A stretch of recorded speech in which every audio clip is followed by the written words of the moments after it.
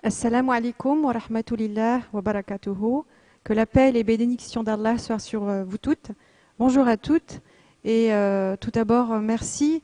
Merci d'avoir répondu présente à notre invitation, que ce soit ici en présentiel ou alors via notre chaîne MTA français. Donc encore, toute l'équipe vous remercie chaleureusement de votre présence. Donc vous connaissez le concept des conférences MTA maintenant. C'est une conférence que l'on organise en 2 temps. Nous avons d'abord dans un premier temps donc un exposé qui sera présenté par une spécialiste aujourd'hui, voilà. Et ensuite nous aurons une session de questions-réponses. Voilà, donc on va aller dans le vif du sujet. Pour l'exposé, donc on a le plaisir d'accueillir Memona Khan. Donc Memona Khan, j'ai cru comprendre que vous prépariez un doctorat, donc vous allez peut-être nous présenter un petit peu votre cursus. Donc vous préparez un doctorat et vous êtes également secrétaire nationale des étudiantes. Voilà, je vais vous laisser vous présenter. Le thème, c'est l'utilisation de l'or dans le traitement du cancer. Je vous laisse faire la présentation et puis parmi le public, si vous avez des questions, Memona est là pour y répondre. Voilà.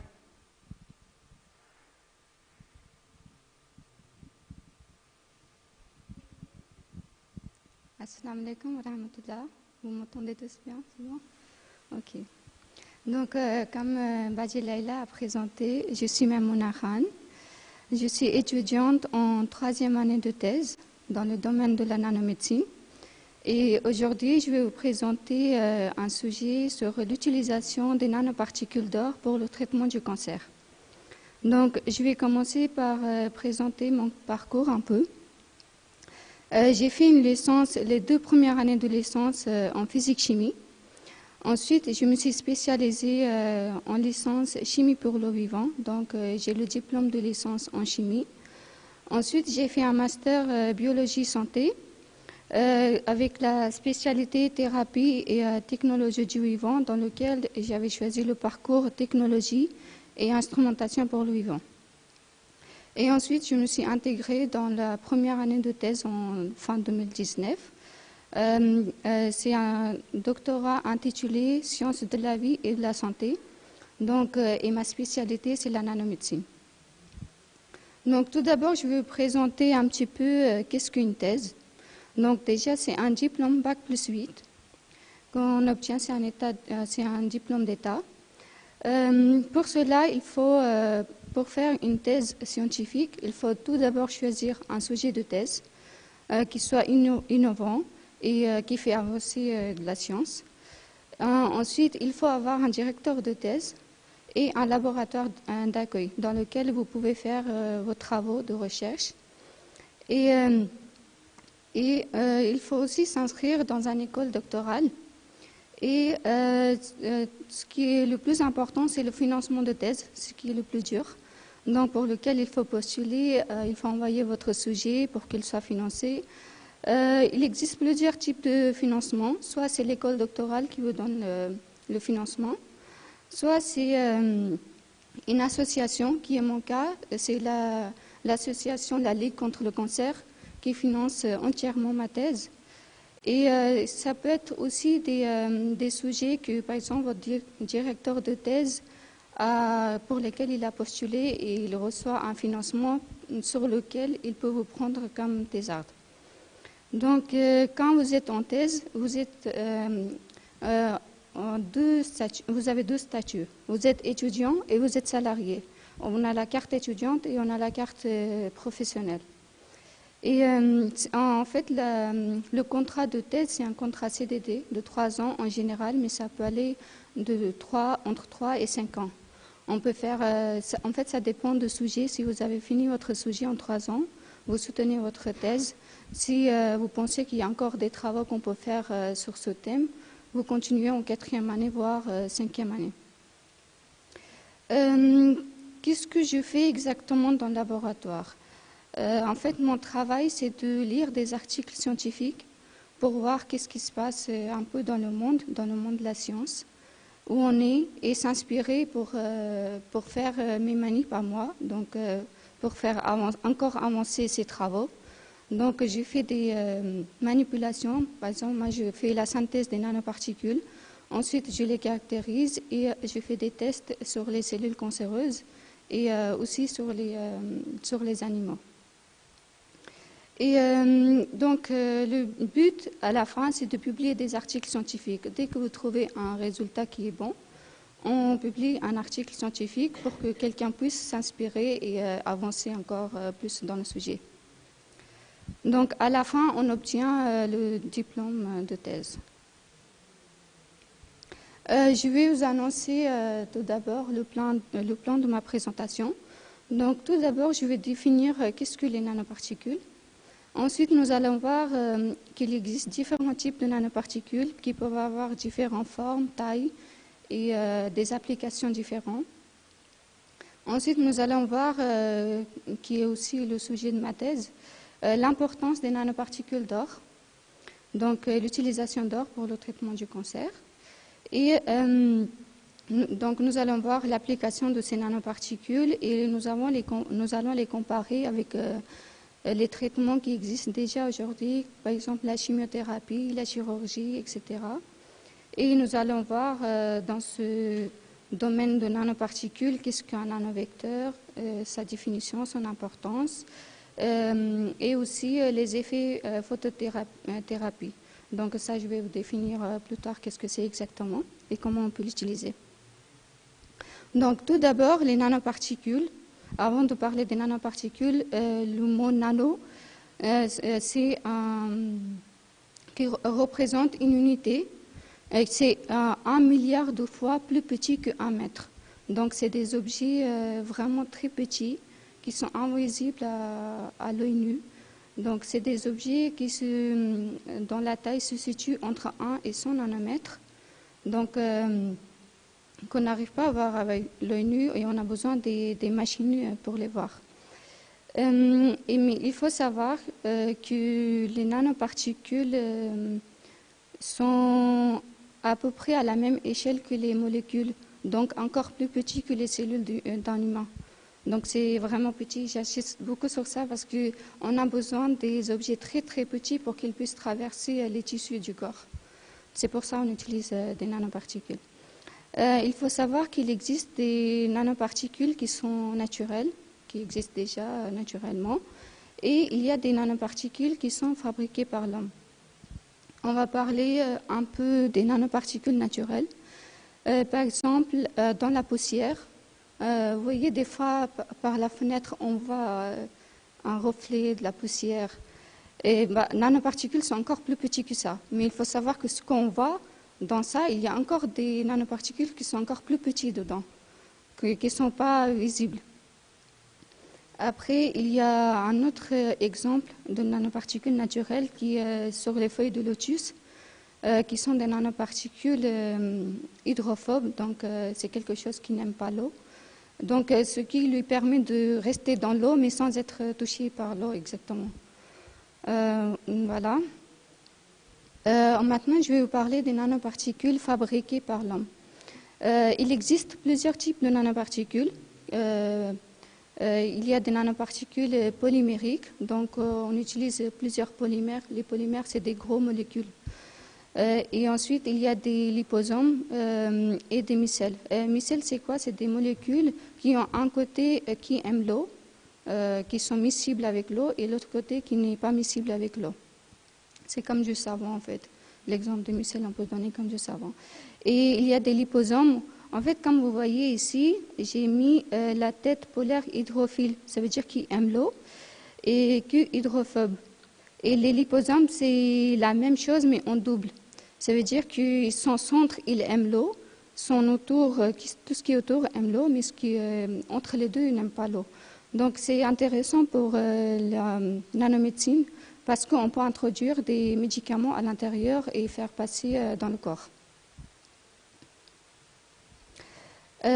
Et ensuite, d'autres types de nanoparticules d'or, qui sont les nanoparticules métalliques. Je vais revenir dans la deuxième diapo. Mais tout d'abord, les nanoparticules qui sont fabriquées par l'homme. On les utilise dans le quotidien, mais on ne sait pas forcément, par exemple, dans le dentifrice, il y a des nanoparticules de titane. Dans le textile, il y a des nanoparticules d'argent. Donc, ils font vraiment partie de notre quotidien, les nanoparticules, même si on ne sait pas vraiment leur existence. Voilà. Et il existe aussi des nanoparticules métalliques, comme j'ai expliqué tout à l'heure. Il y a des nanoparticules de dioxyde de titane qu'on utilise pour, par exemple, les vitres des fenêtres. Cette idée, l'homme, il l'a eu, comme j'ai expliqué tout à l'heure, avec la feuille de lotus. Donc, pour que l'eau ne reste pas sur les vitres, il s'auto-nettoie, en fait, les vitres. Donc, on utilise dioxyde de titane pour ça. Ensuite, il y a des nanoparticules d'argent dans le textile, comme j'ai expliqué. Des nanoparticules de fer. Le fer, c'est des nanoparticules magnétiques, donc on peut les utiliser dans l'IRM, RMN par exemple. Après, on a des nanoparticules de silice qu'on utilise aussi pour la délivrance des médicaments dans le corps. Et enfin, les nanoparticules d'or, que je vais plus détailler dans mon projet, dans mon diapo. Donc, en premier, je vous ai mis la photo des nanoparticules de titane. Ensuite, voici la photo avec les nanoparticules d'argent. Et je vous montre une photo de la synthèse des nanoparticules d'or. Donc, les différentes couleurs représentent différentes tailles des nanoparticules d'or et différentes formations. Ils ne sont pas fabriqués de la même manière. Donc, ils ne contiennent pas tous les mêmes polymères ou les mêmes... par exemple, il y en a certains qui ont l'ADN sur leur surface, d'autres qui ont un anticorps, etc. Donc, les nanoparticules d'or peuvent être de différentes tailles, entre 1 et 100 nanomètres. Pour la synthèse des nanoparticules d'or, on utilise un produit qu'on appelle le sel d'or. Donc, chimiquement, on écrit HAUCl4, mais on s'en fout, c'est du sel d'or.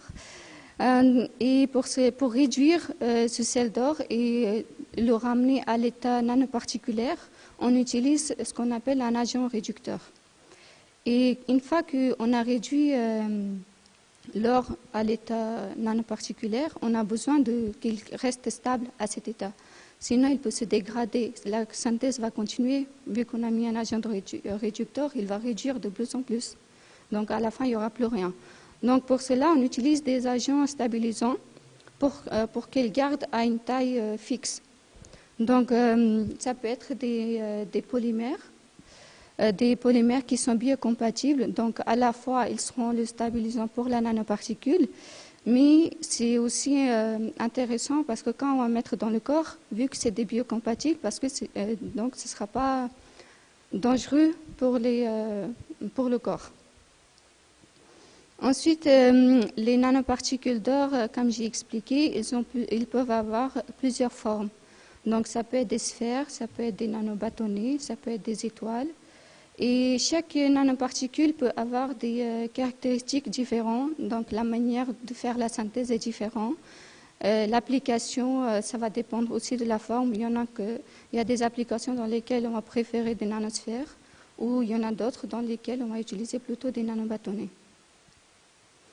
Et il faut savoir que les nanoparticules d'or, ils ont une surface qui est intéressante, qui peut être chargée positivement ou négativement, sur lesquelles on peut accrocher d'autres choses.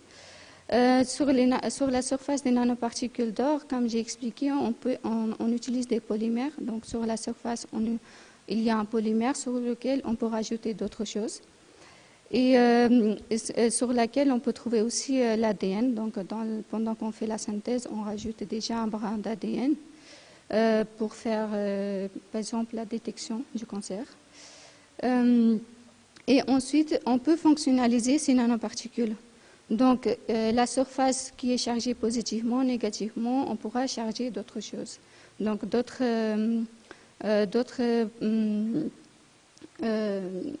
produits, par exemple un agent de contraste pour faire l'imagerie. On peut même fonctionnaliser avec des médicaments, des drogues, des médicaments anticancéreux, ou encore des petits gènes ou des anticorps.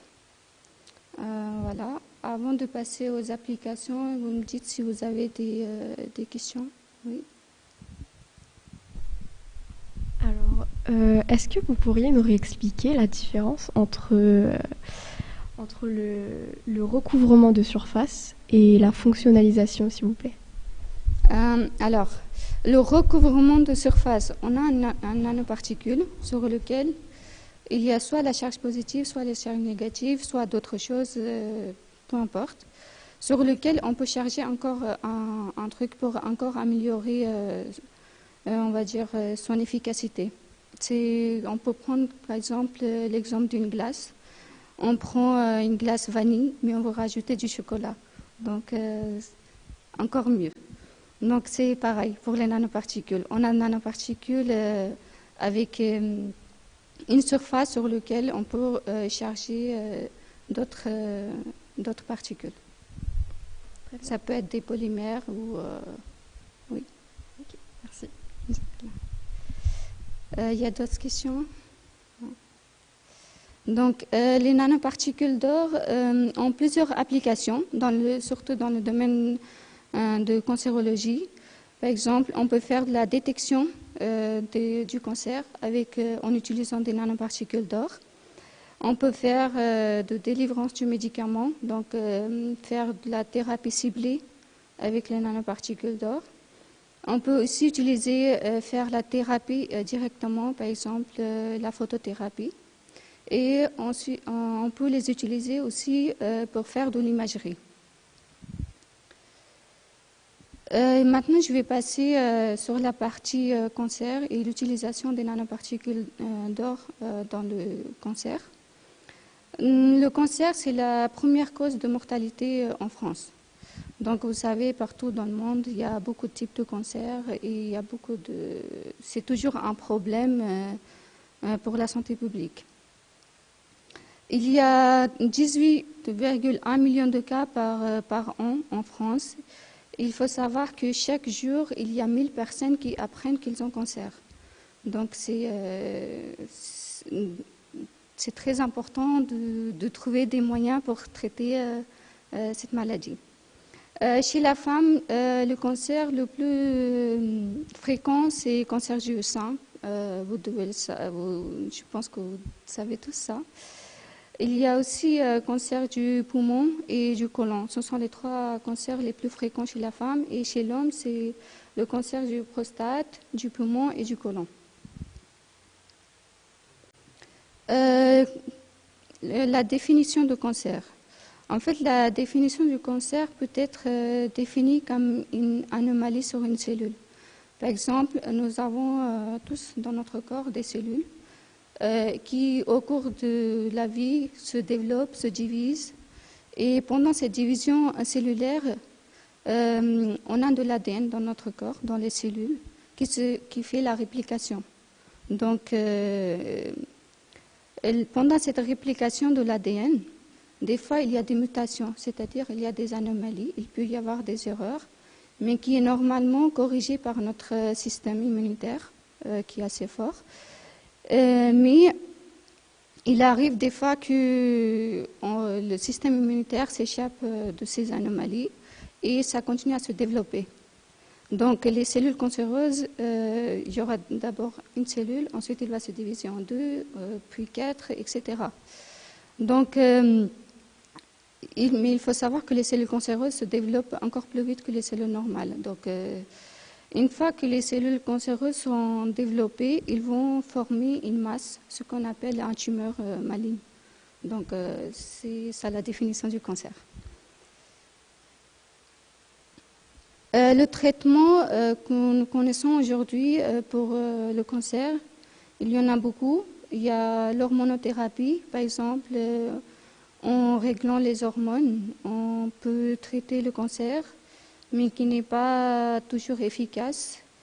Il y a la radiothérapie, qui a des effets secondaires, donc on envoie des rayons X, qui peut être aussi dangereux pour les autres cellules. Il y a l'immunothérapie, c'est-à-dire en boostant le système immunitaire, on arrive à traiter le cancer. On peut traiter le cancer. Et il y a la chirurgie et la chimiothérapie. Et il y a aussi d'autres que je n'ai pas mis, mais ce sont les principaux. Donc, si on parle de la chirurgie, si une personne a le cancer à un stade très avancé, on ne peut pas opérer cette personne parce que le cancer il est déjà un peu propagé partout dans le corps. Donc si on opère à un endroit, on va trouver le cancer à un autre endroit. Donc il faut opérer l'autre endroit. Donc on va prélever des organes de la personne petit à petit. Après il n'y aura plus rien. Donc la chirurgie à un stade avancé, c'est impossible. Et il faut aussi savoir que quand on fait de la chirurgie, on ne peut pas enlever tout le cancer, parce que si on enlève tout le cancer il est tellement fort, si on enlève, il va envoyer des signaux aux autres organes et il y aura le développement dans les autres endroits. Donc les médecins, ils évitent d'enlever tout le cancer.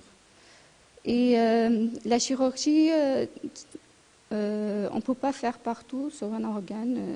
Par exemple, si c'est pancréas, c'est très difficile de faire de la chirurgie. Il y a des zones où on ne peut pas atteindre pour faire de la chirurgie.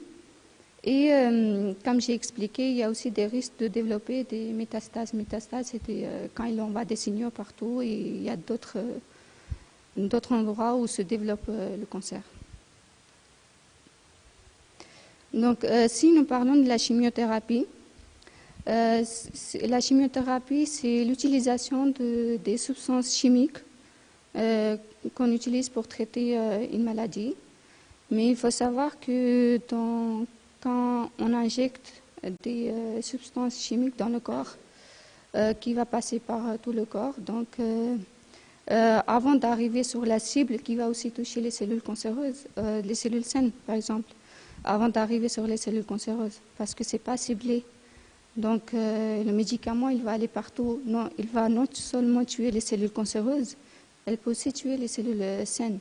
Donc il peut arriver que la personne meure parce qu'il n'a plus de cellules dans le corps, ni saines ni cancéreuses, même si les cellules cancéreuses sont mortes, mais il n'a plus de cellules saines pour qu'il survive. Et il y a aussi beaucoup d'effets secondaires, comme vous le savez, les chutes de cheveux, les nausées, les pertes des ongles, etc. Il faut aussi savoir qu'à certains moments, quand on injecte beaucoup de la chimiothérapie, les cellules elles deviennent résistantes aux médicaments, donc comme tous les médicaments. Donc, d'où l'importance d'utiliser ou de développer une autre thérapie qui est plus ciblée, comme la nanomédecine, sur lequel on peut cibler les cellules cancéreuses sans toucher les cellules saines. Donc, dans la nanomédecine, moi je vais vous parler des nanoparticules d'or, mais comme j'ai expliqué, il y a plusieurs types de nanoparticules qu'on peut utiliser. Donc, la nanomédecine, dans la nanomédecine, on peut utiliser les nanoparticules d'or pour la détection du cancer, pour faire de la vectorisation, donc préparer des nanovecteurs, et pour la thérapie directement sans mettre de la chimiothérapie. Donc, si on parle de la détection et du diagnostic du cancer, pourquoi on fait de la détection? C'est pour la prévention du cancer. Et on essaye de voir s'il y a des biomarqueurs qui sont surexprimés sur les cellules cancéreuses, se trouvent dans le sang. Donc comment ça se passe? On prélève du sang et on recollecte le plasma. Et dans le plasma, on va chercher des biomarqueurs, par exemple des antigènes qui sont surdéveloppés ou des protéines qu'on sait déjà qu'ils sont surdéveloppés sur les cellules cancéreuses. Donc on va regarder le taux des biomarqueurs, de ces biomarqueurs, pour savoir si une personne il a le cancer et s'il l'a et c'est à quel stade. Donc la technique qu'on utilise aujourd'hui c'est kit ELISA en utilisant des anticorps et des antigènes, et dans lesquels on utilise beaucoup d'anticorps en fait, qui revient très cher, parce que les anticorps coûtent très cher. Mais si on utilise des nanoparticules d'or, sur lesquelles, comme j'ai expliqué au début, on peut fonctionnaliser des anticorps, on peut détecter les biomarqueurs. Comment ça se passe? En fait, on a la nanoparticule sur laquelle on va mettre l'anticorps. Il y aura changement de couleur. Comme ça, on saura que l'anticorps il est accroché avec la nanoparticule. Et quand on va mettre dans le plasma, s'il reconnaît les biomarqueurs, cet anticorps qui est spécifique, ce qu'on cherche, donc il y aura encore le changement de couleur. Comme ça, on va savoir s'il y a des biomarqueurs et c'est quoi la quantité de ces biomarqueurs. Ensuite, on peut aussi faire des nanovecteurs avec les nanoparticules d'or. Donc, c'est un vecteur à l'échelle nanométrique, donc très très petit, qui contient un principe actif, c'est-à-dire le médicament. Donc, ça peut être le médicament qu'on utilise en général pour la chimiothérapie. Un médicament qui me revient, c'est la doxorubicine, qui est la plus connue pour le traitement du cancer.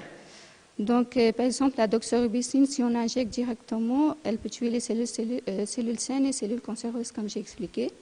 Mais si je mets dans les nanoparticules et que je fonctionnalise avec un polymère qui est biocompatible, ça veut dire que le médicament il est protégé dans les nanoparticules et il va arriver jusqu'aux cellules cancéreuses directement sans toucher les cellules saines. Donc, une fois qu'elle est dans les cellules cancéreuses, il faut savoir que les cellules cancéreuses ont un milieu acide, donc pH 4 environ, c'est un milieu acide. Et donc le polymère que j'avais mis pour protéger le médicament, il va se dégrader, le polymère va partir.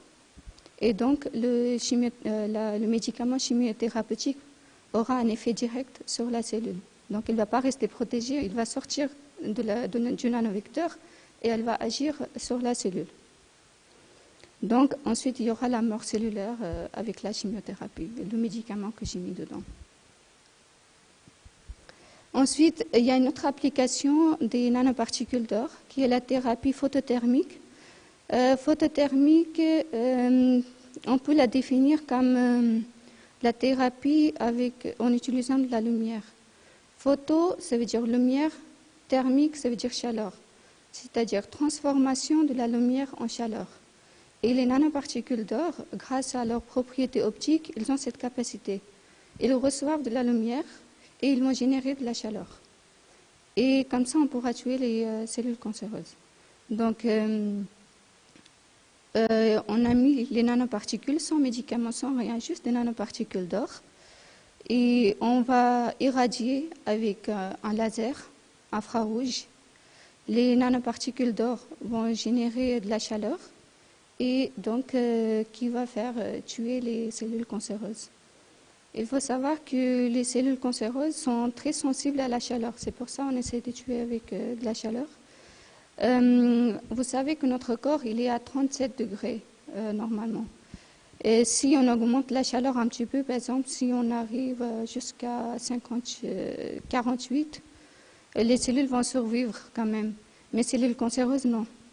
À partir de 41 degrés, des cellules cancéreuses vont mourir. Donc, on va mettre des nanoparticules, on va chauffer avec la chaleur, avec un laser, et on va réussir à tuer les cellules cancéreuses avec la chaleur sans utiliser chimiothérapie, sans aucun truc.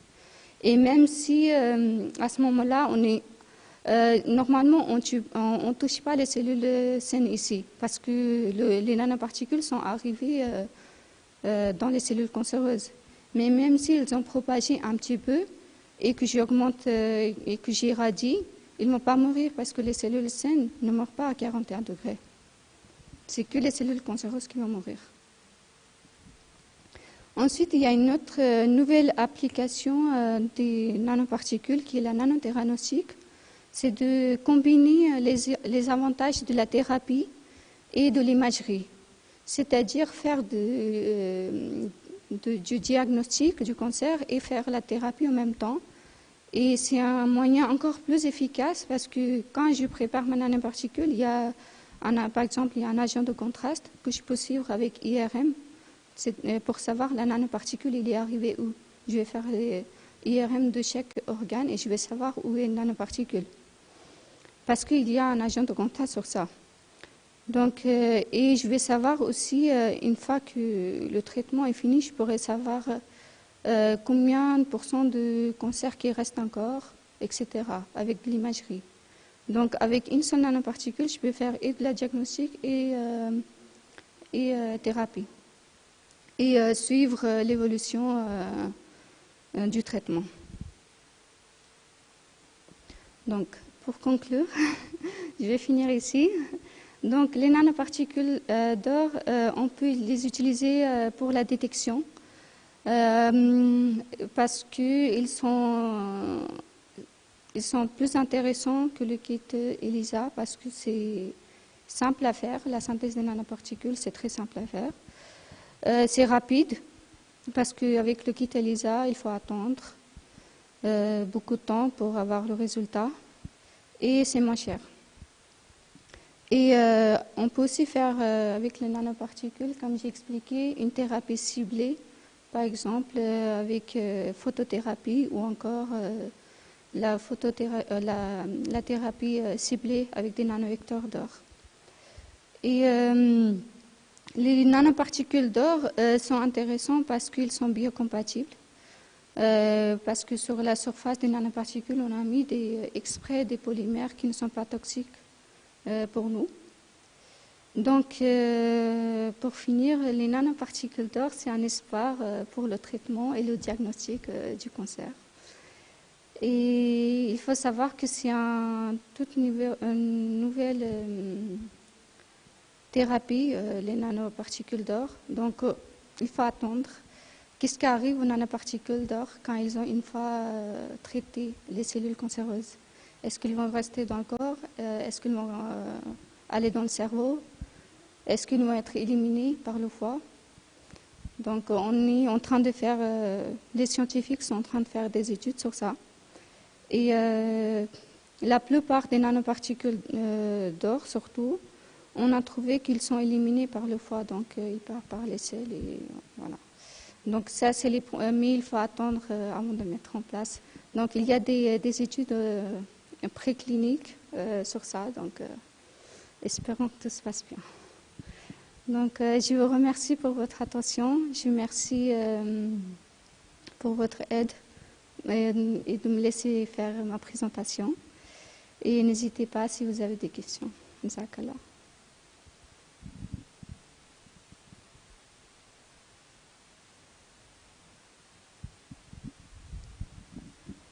Merci Memona pour cet exposé vraiment qui était très riche, très intéressant. On a appris vraiment beaucoup de choses. Moi personnellement, je ne savais pas que derrière une vitre, voilà, de l'eau qui coulait derrière une vitre, il y avait de la chimie derrière. Et puis merci aussi pour de nous rendre la science accessible et de nous avoir présenté les traitements du cancer. Bon, voilà une maladie qui nous touche particulièrement parce que je rappelle qu'au sein de la Lajna Imaïla, on est particulièrement mobilisé pour, par exemple, le cancer du sein. Et chaque année, durant la campagne Octobre Rose, les femmes Ahmadi marchent en faveur des femmes qui sont atteintes du cancer du sein. Donc voilà, merci beaucoup Memona, merci bien. Donc, on va faire une petite pause en attendant la deuxième partie du programme. Et donc la deuxième partie du programme, on aura une session de questions-réponses avec un thème qui sera tout aussi intéressant puisque ce sera la fin des idées reçues sur la place de la femme en islam. Voilà, merci beaucoup. À tout à l'heure.